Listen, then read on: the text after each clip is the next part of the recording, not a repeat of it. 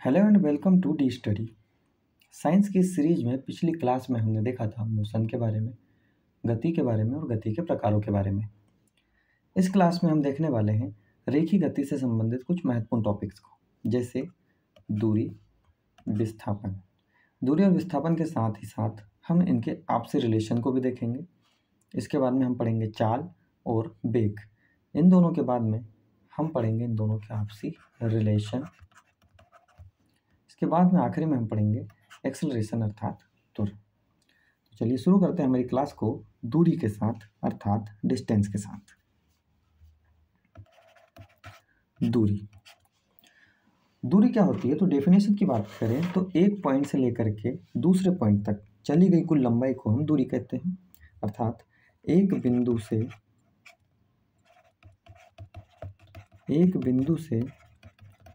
दूसरे बिंदु तक चली गई कुल लंबाई को दूरी कहा जाता है।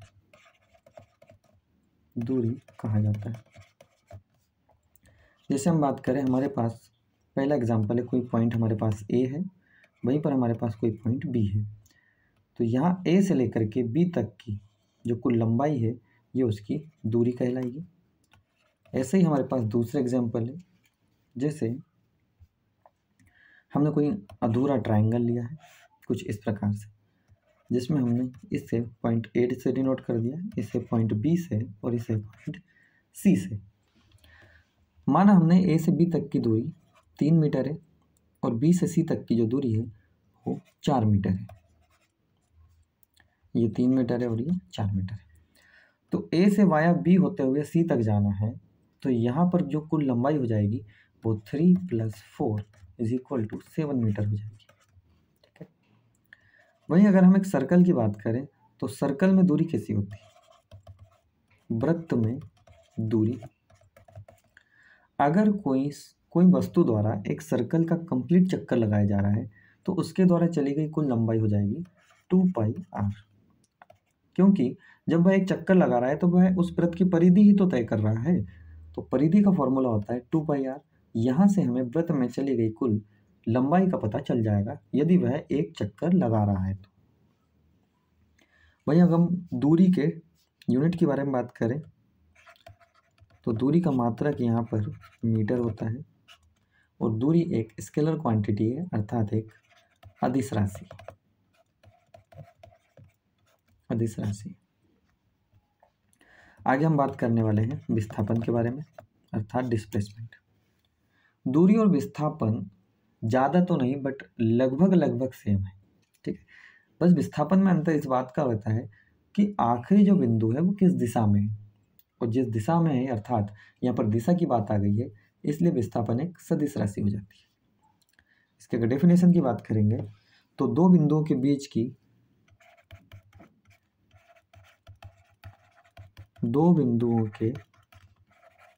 बीच की न्यूनतम लंबाई या मिनिमम लंबाई को डिस्प्लेसमेंट कहा जाता है, विस्थापन कहा जाता है।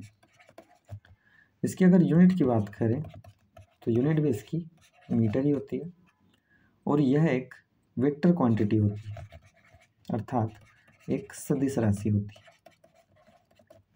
डेफिनेशन के हिसाब से हम इसके एग्जाम्पल समझेंगे। जैसे पहला एग्जाम्पल हमारे पास है, मान लीजिए हमारे पास कोई रास्ता है जो कुछ ऐसा जिगजैग है, ये जिगजैग है। अब यहाँ से यहाँ तक की दूरी 5 मीटर है, यहाँ से यहाँ तक की दूरी 4 मीटर है और यहाँ से यहाँ तक की दूरी 3 मीटर है। जबकि इसके कुछ आंकड़े ऐसे हैं, ये 6 है, ये 5 है, ये 4, ये 3 और ये वाली 2 है। ठीक है। इसको हमने कुछ ज़्यादा ही कॉम्प्लिकेट कर लिया, थोड़ा इसको इजी करते हैं।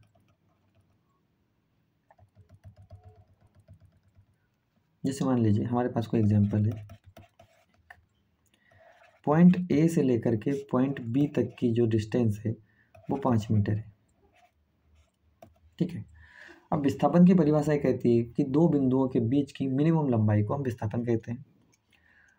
और रूल ये कहता है कि किसी भी दो बिंदुओं के बीच में जो स्ट्रेट लाइन होती है वही उसकी मिनिमम डिस्टेंस होती है। इसका मतलब यहाँ पर 5 मीटर जो है उसका डिस्प्लेसमेंट हो गया है और यही 5 मीटर इसकी दूरी भी हो गई है, क्योंकि इससे कम हम इसकी दूरी को नहीं कर सकते हैं। यदि हम दूसरे एग्जाम्पल की बात करें तो हमारे पास कोई ट्राइंगल है, अधूरा ट्राइंगल है। यहाँ पर पॉइंट ए, पॉइंट बी और पॉइंट सी। तो पॉइंट ए से लेकर के बी तक की दूरी 3 मीटर, बी से सी तक की दूरी 4 मीटर है।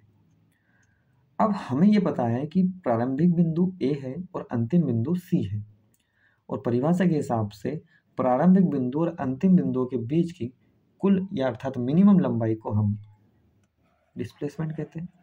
इस हिसाब से ए से हम सी को जोड़ेंगे तो यहाँ पर हमें एक ट्राइंगल मिल जाएगा, और ये ट्राइंगल कैसा रहेगा, 90 डिग्री एंगल पर रहेगा, अर्थात राइट एंगल रहेगा या समकोण रहेगा। ठीक है, तो ए से सी तक की दूरी को हम पाइथागोरस प्रमेय के जरिए निकालेंगे, और पाइथागोरस प्रमेय जब इस पर हम अप्लाई करेंगे तो ए से सी तक की जो मिनिमम डिस्टेंस है वो आ जाएगी 5 मीटर। तो यहाँ पर हमें असलियत में समझ में आया कि डिस्प्लेसमेंट होता क्या है। ए से लेकर के सी तक की जो मिनिमम डिस्टेंस है, अर्थात प्रारंभिक बिंदु से अंतिम बिंदु के बीच की कुल लंबाई या मिनिमम लंबाई को हम डिस्प्लेसमेंट कहते हैं। अब यहाँ पर अगर हम वाया सी जाते तो ए से बी तक जाते तो 3 मीटर चलते, बी से सी तक जाते तो 4 मीटर चलते। इसका मतलब ये होता कि ए से वाया सी होते हुए कुल हमें 7 मीटर चलना पड़ता, जबकि ये जो 7 मीटर है ये तो इसकी लंबाई है, दूरी है। जबकि डिस्प्लेसमेंट की बात करें तो प्रारंभिक बिंदु और अंतिम बिंदुओं के बीच की जो मिनिमम डिस्टेंस है वही उसका विस्थापन होता है। विस्थापन के बारे में बात करें तो विस्थापन की जो यूनिट होती है वो होती है मीटर, और यह एक वेक्टर क्वांटिटी होती है, सदिश राशि होती है। ऐसा क्यों? कारण इसका है क्योंकि अंतिम बिंदु की स्थिति की आवश्यकता होती है कि वह किस दिशा में है, इसीलिए जो डिस्प्लेसमेंट है वो एक सदिश राशि होती है। आइए हम देखते हैं इन दोनों के बीच में रिलेशन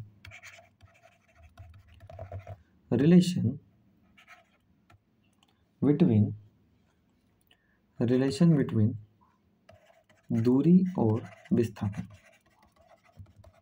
इन दोनों के बीच का संबंध। ठीक है,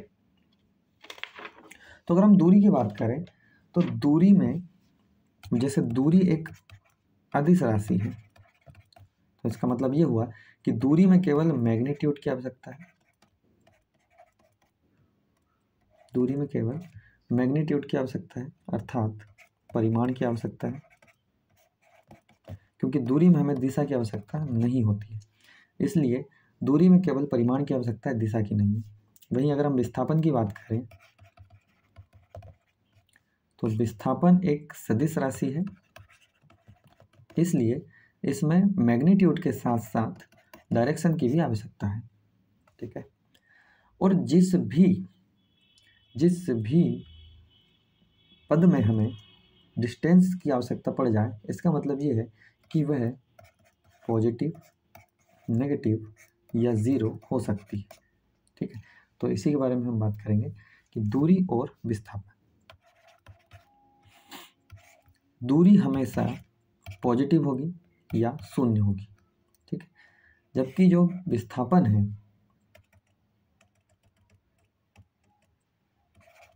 दूरी पॉजिटिव या शून्य हो सकती है। ठीक है, जबकि विस्थापन पॉजिटिव, नेगेटिव और शून्य तीनों हो सकता है, तीनों हो सकता है। कैसे? तो इसे एक्सिस में समझेंगे हम। एक अक्ष लिया हमने, ये हमारे पास कोई एक्सिस है, ये हमारा एक्स एक्सिस है और ये वाई एक्सिस है, और बीच में ये जो है वो हमारा ओरिजिन पॉइंट है, ओरिजिन पॉइंट है। अब यहाँ से यहाँ तक ओरिजिन पॉइंट से ये वाला जो एक्सिस है वो एक्स प्लस है, जबकि ये वाला जो एक्सिस है एक्स माइनस है। ऐसा ही ये वाला वाई पॉजिटिव है और नीचे वाला वाई नेगेटिव है। ठीक है, हमें वाई एक्सिस की तो उतनी खास आवश्यकता पड़नी है नहीं, लेकिन हमें बात करनी है केवल एक्स एक्सिस पर।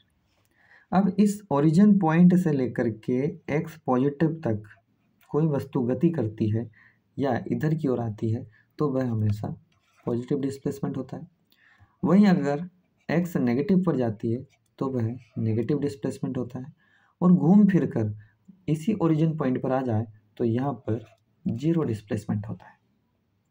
तो इस प्रकार जो डिस्प्लेसमेंट है वह पॉजिटिव, नेगेटिव और ज़ीरो तीनों हो सकता है। और इसी से हमें पता चलेगा कि जो चाल है वो विस्थापन जो दूरी है वह विस्थापन से बड़ी या बराबर हो सकती है। ठीक है, लेकिन किसी भी हालत में विस्थापन दूरी से बड़ा नहीं हो सकता, विस्थापन हमेशा छोटा ही रहेगा। इसीलिए यहाँ पर दूरी और विस्थापन का रेशो हमेशा एक से बड़ा या बराबर होता है। ठीक है, एक सवाल लेते हैं, एक क्वेश्चन है। क्वेश्चन ये है कि वृत्तीय पथ पर एक पूर्ण चक्कर लगाने में तय की गई दूरी बताइए। वृत्तीय पथ पर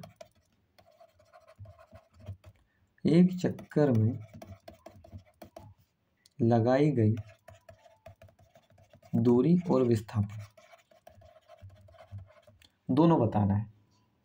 दूरी और विस्थापन दोनों बताना है कितना है। तो हमने देखा कि ये हमारे पास कोई सर्कल है, ये उसकी रेडियस आर है। कोई ऑब्जेक्ट है यहाँ पर ए, जिसने चलना स्टार्ट किया और वापस से चलते चलते चलते अपने उसी पॉइंट पर आ गया है, ए पॉइंट पर। इसका मतलब ये है कि ए ने जो तय की गई दूरी है वह एक परिधि के बराबर है। ठीक है, क्योंकि ए ने एक चक्कर लगाया, वो वृत्त का एक चक्कर परिधि ही तो कहलाता है। इस हिसाब से जो ए ने दूरी तय करी है वो 2 पाई आर के बराबर दूरी तय करी है। वहीं अगर हम विस्थापन की बात करें तो विस्थापन की डेफिनेशन हमें कहती है कि प्रारंभिक बिंदु से लेकर के अंतिम बिंदु तक की मिनिमम डिस्टेंस को हम क्या कहते हैं, विस्थापन कहते हैं। तो यहाँ पर जो प्रारंभिक बिंदु है वह भी ए ही है और जो अंतिम बिंदु है वह भी ए ही है। इसका मतलब ये हुआ कि विस्थापन के बिहाफ से देखा जाए तो यहाँ से वस्तु सरकी ही नहीं, इसका मतलब वह चली ही नहीं, और जब चली नहीं तो विस्थापन कितना हो जाएगा, जीरो हो जाएगा, शून्य हो जाएगा। ठीक है, तो वृत्तीय पथ पर अगर कोई पूर्ण चक्कर लगाए जा रहे हैं, चाहे वह एक चक्कर हो, 2 चक्कर हो या 3 चक्कर हो, विस्थापन हमेशा पूर्ण चक्करों में शून्य ही रहेगा, जबकि जो दूरी रहेगी वह 2 पाई आर के मल्टीप्लाई में रहेगी। ठीक है, आगे हम देखेंगे चाल और वेग। चाल और वेग, स्पीड एंड वेलोसिटी। चाल बहुत ही, अगर डेफिनेशन में जाएंगे तो उलझने की आवश्यकता नहीं है। चाल का सीधा फार्मूला सरल भाषा में हमें पता है कि चाल बराबर होता है दूरी बटा समय। ठीक, और चाल की यूनिट के बारे में बात करें तो चाल की यूनिट इसके फार्मूले से निकलेगी। दूरी की यूनिट होती है मीटर और समय की यूनिट होती है सेकंड। इस हिसाब से जो चाल का मात्रक हो जाएगा वो दूरी मीटर पर सेकंड हो जाएगा। ठीक है, और चाल में किसी भी प्रकार की कोई दिशा की आवश्यकता नहीं है, इसलिए जो चाल रहेगी वो एक अदिश राशि रहेगी। चाल एक अदिश राशि रहेगी।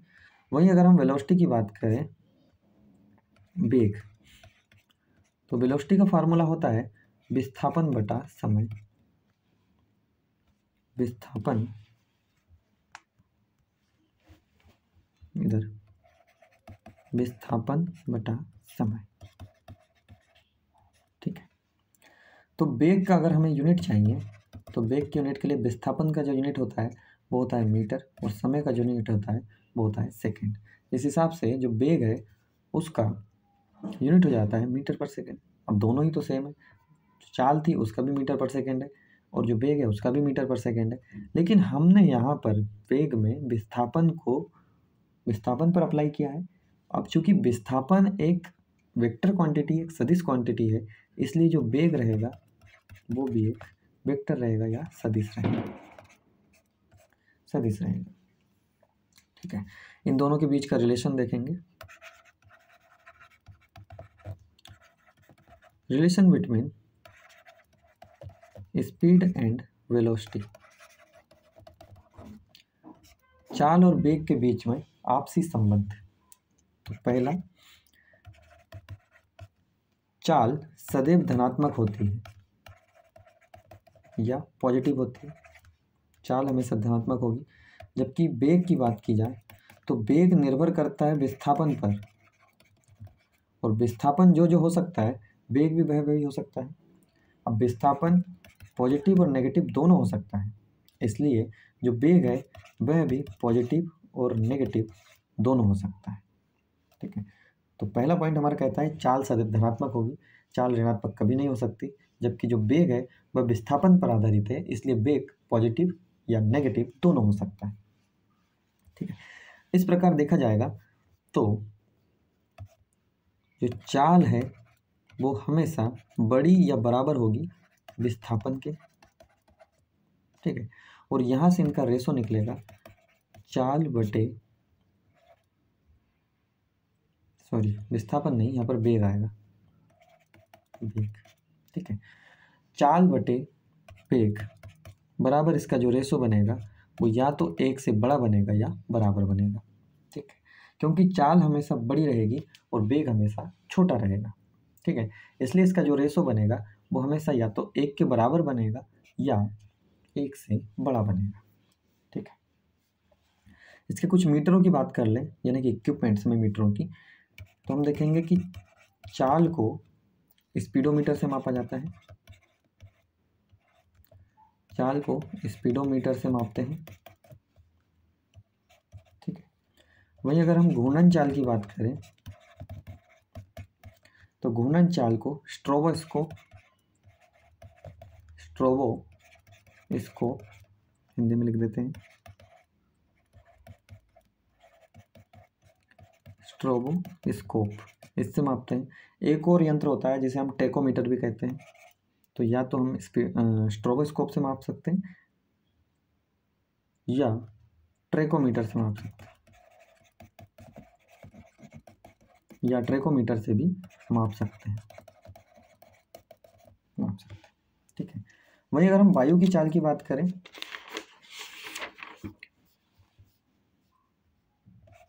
वायु की चाल, तो वायु की चाल होती है या वायु की चाल को मापते हैं हम एनीमोमीटर से। एनीमोमीटर से बादलों की चाल, बादलों की चाल इसको मापा जाता है नेफोस्कोप से। नेफोस्कोप से बात की जाए वायुयान की चाल,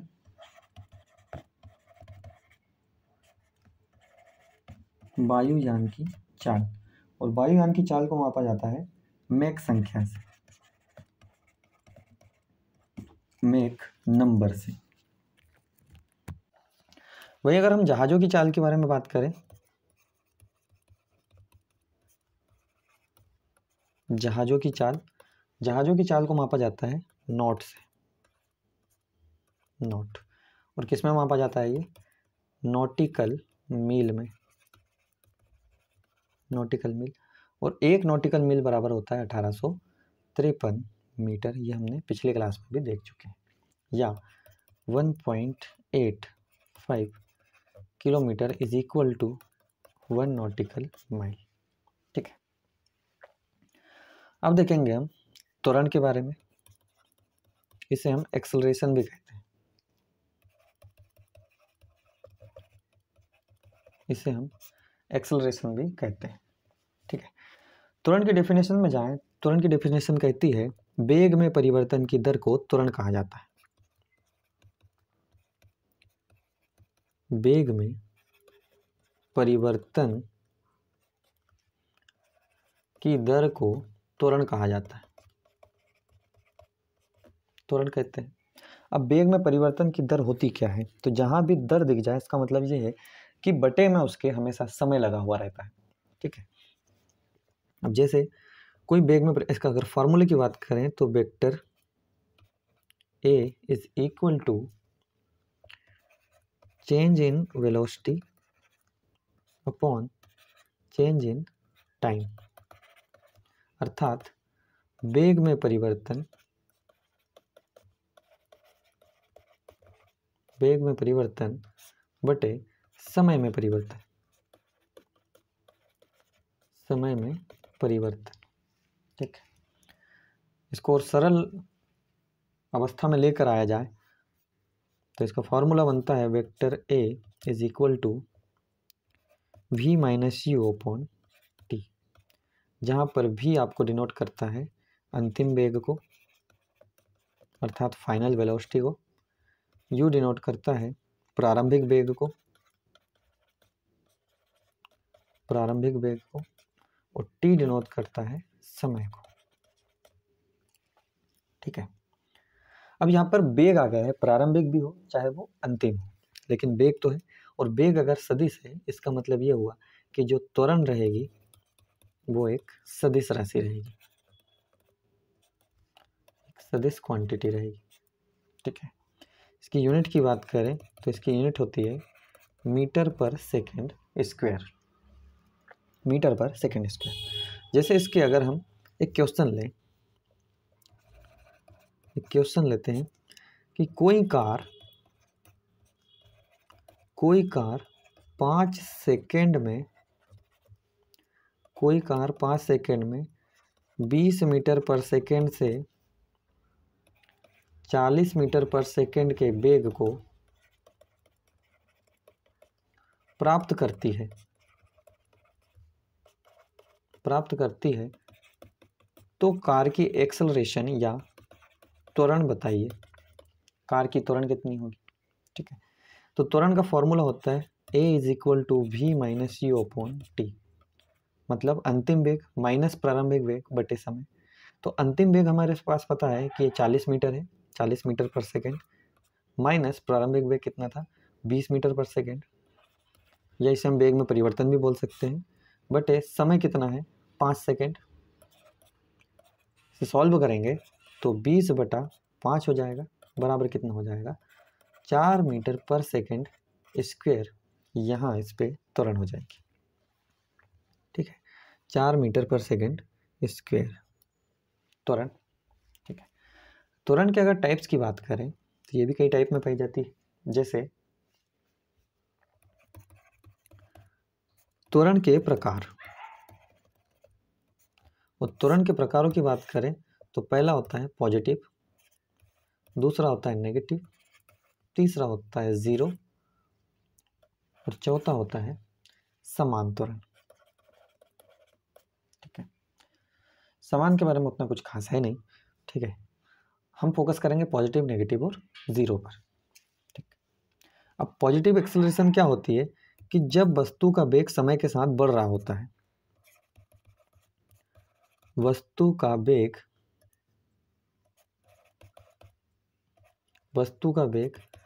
समय के साथ बढ़ जाए, समय के साथ बढ़े तो पॉजिटिव एक्सेलरेशन होता है, धनात्मक त्वरण होता है। ठीक है, जैसे मान लीजिए कि कोई कार है जो 5 मीटर पर सेकेंड से चल रही थी, और बढ़ते बढ़ते इसकी जो वेलोसिटी हो गई वो 40 मीटर पर सेकेंड हो गई, तो यहाँ पर उस कार का वेग जो है वो बढ़ गया है, और अगर कार का वेग बढ़ा है तो यहाँ पर जो एक्सेलरेशन होगी वो पॉजिटिव होगी। ठीक है, भाई अगर हम नेगेटिव एक्सेलरेशन की बात करें तो जब वेग समय के साथ कम होने लग जाए, घटने लग जाए, तो उसे हम बोलते हैं नेगेटिव एक्सेलरेशन, नेगेटिव एक्सेलरेशन। जैसे मान लीजिए कि कोई कार है जो 5 मीटर पर सेकेंड के वेग से चलना स्टार्ट हुई, और बाद में इसका जो वेग है वो 2.5 मीटर पर सेकेंड हो गया, या 50 मीटर पर सेकेंड के वेग से चलना स्टार्ट हुई और बाद में 25 मीटर पर सेकेंड हो गया। मतलब कहीं ना कहीं वेग कम होगा, और जब वेग कम होगा तो उसे हम नेगेटिव एक्सेलरेशन कहेंगे, नेगेटिव एक्सेलरेशन कहेंगे। ठीक है, और नेगेटिव एक्सेलरेशन को ही रिटार्डेशन या मंदन कहा जाता है। ठीक है, और जब भी रिटार्डेशन होता है तो हम एक्सेलरेशन के साथ माइनस का साइन नहीं लगाते हैं। इसका मतलब हम ये नहीं लिख सकते कि -5 मीटर पर सेकेंड स्क्वायर, नहीं, हमें इसकी जगह लिखना पड़ेगा, जैसे ये गलत होगा, इसकी जगह लिखना पड़ेगा हमें 5 मीटर पर सेकंड स्क्वायर का मंदन। और मंदन हमें यहाँ पर डिफाइन कर देगा कि जो वस्तु का वेग है वो समय के साथ कम हुआ था, इसीलिए वो मंदन है, क्योंकि मंदन में ही वेग कम होता है, इसे हम रिटार्डेशन कहते हैं। तीसरा टाइप है हमारा जीरो एक्सेलरेशन। जीरो एक्सेलरेशन, अब जीरो एक्सेलरेशन मतलब कि शून्य त्वरण। अब त्वरण का कार्य होता है या जब वेग बढ़ता है या घटता है तो त्वरण उत्पन्न होती है, या ये कह सकते हैं कि त्वरण के कारण वेग बढ़ता और घटता है। लेकिन जब त्वरण ही जीरो हो गई, एक्सेलरेशन ही जीरो हो गया, तो इसका मतलब है कि वेग ना तो बढ़ा है ना घटा है। ठीक, अर्थात वेग समान रहे, वेग समान रहे तो त्वरण शून्य रहती है, त्वरण शून्य रहती है। एक एग्जांपल लेते हैं, कोई कार 20 मीटर पर सेकंड से चल रही है, 10 सेकंड बाद उसका वेग 20 मीटर पर सेकंड ही है, तो यहाँ पर एक्सेलरेशन कितना होगा? तो देखिए प्रूफ करते हैं इसके। Vector A is equal to V minus U upon T. V है हमारे पास 20 मीटर पर सेकंड अंतिम वेग ये वाला, और प्रारंभिक वेग यू है हमारे पास 20 मीटर पर सेकंड, समय है हमारा 10। अब शून्य में अगर 10 का भाग देंगे तो शून्य ही आएगा। इसका मतलब ये हुआ कि यहाँ पर जो त्वरण रहेगी वो भी शून्य ही हो जाएगी। ठीक है, क्योंकि वेग में परिवर्तन तो हुआ ही नहीं ना, वेग में परिवर्तन जीरो है। हाँ, गणित की लैंग्वेज में जाएंगे तो आप इन्फिनाइट वगैरह वगैरह ला सकते हो, लेकिन हम अगर यहाँ पर फिजिक्स की लैंग्वेज में देखें तो एक्सेलरेशन में शून्य हो जाएगा, क्योंकि जब वेग बढ़ा ही नहीं तो फिर समय का भी कोई महत्व नहीं रह जाता है। अब चूंकि वेग समान है तो फिर त्वरण भी कितनी हो जाएगी? जीरो हो जाएगी, क्योंकि त्वरण का मुख्य कार्य होता है या तो वेग को बढ़ाना या वेग को घटाना। जब वेलोसिटी बढ़ी ही नहीं, जब वेलोसिटी घटी ही नहीं, इसका मतलब ये हुआ कि जो त्वरण है वह भी जीरो रहेगा, शून्य रहेगा, इसका कोई महत्व नहीं रह जाता है। ठीक है, तो हमारे पास दो की होनी चाहिए। एक, जब वेग बढ़ेगा तो उसे हम एक्सेलरेशन कहेंगे, जब वेग घटेगा तो हम उसे रिटार्डेशन कहेंगे अर्थात मंदन कहेंगे, और जब वेग समान रहेगा तो हम उसे कहेंगे जीरो एक्सेलरेशन। ठीक है, वहीं अगर हम सर्कुलर मोशन में एक्सेलरेशन की बात करें, वृत्तीय गति में त्वरण, वृत्तीय गति में त्वरण बहुत ही महत्वपूर्ण टॉपिक है ये वाला। अधिकतर सवाल देखने को मिलते हैं, अधिकतर सवाल ये पूछा जाता है कि वृत्तीय गति में त्वरण हमेशा होती है, समान होती है या असमान होती है, मतलब बढ़ती है घटती क्या होती है? तो परिवर्तनशील होती है। क्यों? आगे देखते हैं। ठीक है, जैसे हमारे पास यहाँ पर कोई वृत्त है और कोई वस्तु इस पर गति कर रही है। ठीक है, तो इसकी जो दिशा रहेगी वो कुछ ऐसी रहेगी, टेंजेंट में इधर ऐसी रहेगी, अगर यहाँ पर गति कर रही है तो ऐसी रहेगी, यहाँ पर कर रही है तो कुछ ऐसी रहेगी। ठीक है, इसका मतलब ये है कि ऑब्जेक्ट ने हर पॉइंट पर अपनी जो दिशा है उसको चेंज किया है, उसको चेंज किया है। ठीक है, इसका मतलब कि त्वरण कितनी हो जाएगी? त्वरण यहाँ पर परिवर्तनशील हो जाएगी। ठीक है, क्यों परिवर्तनशील हो जाएगी? क्योंकि वृत्तीय मार्ग पर गति करने वाली हर एक वस्तु का वेग की दिशा बदलती रहती है, और अगर वेग की दिशा बदलती रहेगी तो वेग भी हर पॉइंट पर कुछ न कुछ बदलेगा, चेंज होगा। ठीक है, और अगर वेग चेंज होगा तो जो त्वरण होगी वह भी चेंजेबल होगी या वेरिएबल रहेगी, परिवर्तनशील रहेगी। ठीक है, तो वृत्तीय गति में वेग का मान कांस्टेंट होने पर भी त्वरण शून्य नहीं होता है, चाहे वेग समान ही क्यों ना हो जाए।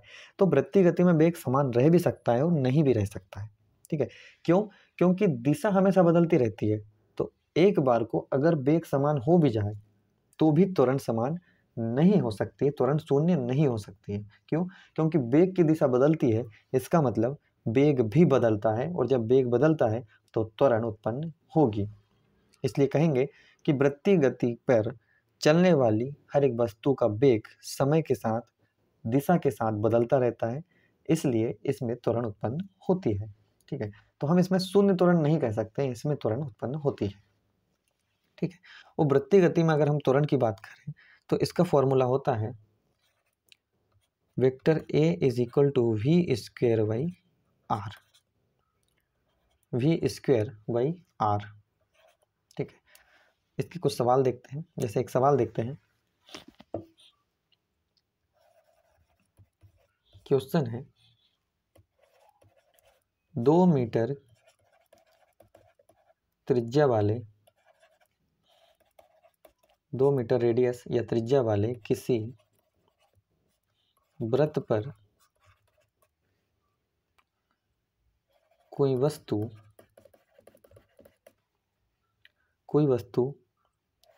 8 मीटर पर सेकेंड के वेग से गति कर रही है, तो त्वरण बराबर कितना होगा। ठीक है, तो अभी हमने फॉर्मूला देखा, त्वरण का फॉर्मूला वृत्तीय मार्ग पर हो जाता है वी स्क्वेयर बाई आर। अब वी कितना है यहाँ पर 8, तो 8 का स्क्वायर बटे त्रिज्या कितनी है 2, सॉल्व किया तो 64/2 आंसर आ गया 32 मीटर पर सेकेंड स्क्वायर। ठीक है, तो यहाँ पर हमने देखा कि जो त्वरण है वो कुछ ज़्यादा ही आ रही है। इसका मतलब ये है कि हर पॉइंट पर, हर एक सिंगल पॉइंट पर उस मार्ग में उसकी दिशा चेंज हो रही है। यहाँ हो रही है तो कुछ दूरी पर भी हो रही है, यहाँ पर भी हो रही है, यानी कि हर एक पॉइंट पर इसकी दिशा चेंज हो रही है। ठीक है, और अगर दिशा चेंज हो रही है इसका मतलब वेग कभी समान नहीं रह सकता, हर पॉइंट पर वेग बदल रहा है, इसलिए इसमें त्वरण उत्पन्न होगी, इसमें शून्य त्वरण नहीं हो सकती है। ठीक है, तो आज के क्लास में हमने देखा चाल, दूरी, समय, वेग, त्वरण, विस्थापन, लंबाई आदि। ठीक है, आगे की क्लास में हम इनके और प्रयोगों को देखेंगे, न्यूटन्स लॉ में देखेंगे, लॉ ऑफ मोशन देखेंगे। ठीक है, गति के समीकरण देखेंगे, इसमें इन सवालों को सॉल्व किया जाएगा। ठीक है, आज की क्लास में इतना ही, बाकी मिलते हैं नेक्स्ट वीडियो में। Thank you.